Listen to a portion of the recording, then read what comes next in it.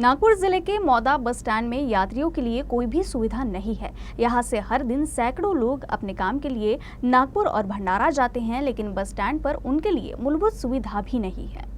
नागपुर भंडारा मार्ग पर मौदा तहसील है। इस तहसील के अनेक लोग नागपुर और भंडारा में काम करते हैं। ऐसे में यहाँ के विद्यार्थी भी अपनी पढ़ाई के लिए शहर में आते हैं। इसके लिए एसटी बस सबसे आसान साधन है, लेकिन एसटी बस स्टैंड पर यात्रियों के लिए कोई सुविधा ही नहीं है, जिससे लोगों को समस्याएं होती है। मौदा बस स्टँडवर मागील 10 वर्षापासून काम चालू आहे, परंतु मौदा बस स्टँडचे अजूनपर्यंत कोणत्याच प्रकारचे विकास झालेला नाही।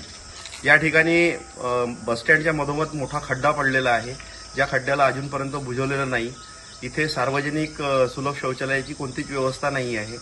इथल्या त्या सेप्टिक टँकला तळे गेलेले आहेत, तिथलं पाणी इथे साचून राहतं। आता ही जी अवकाळी पाऊस येते किंवा पावसाळ्यात तर तुडुंब असं तलावासारखं या मौदा बस स्टँडवर साचलेला असतो, परंतु एसटी महामंडळ प्रशासन या गोष्टीकडे दुर्लक्ष करीत आहे। या ठिकाणी येणारे तालुक्यातलं मोठं ठिकाण असून औद्योगिक या ठिकाणी कारखाने आहेत। त्या संदर्भात इथे येणारे विद्यार्थी मित्र असो किंवा बाहेर गावून येणारे जे कामगार वर्ग आहे, त्यांना फार मोठ्या प्रमाणात या बस स्टँडमध्ये असुविधेचा त्रास आहे। पिण्याची पाण्याची कुठेही व्यवस्था या बस स्टँडवर मौदा बस स्टँडवर आहे नाही।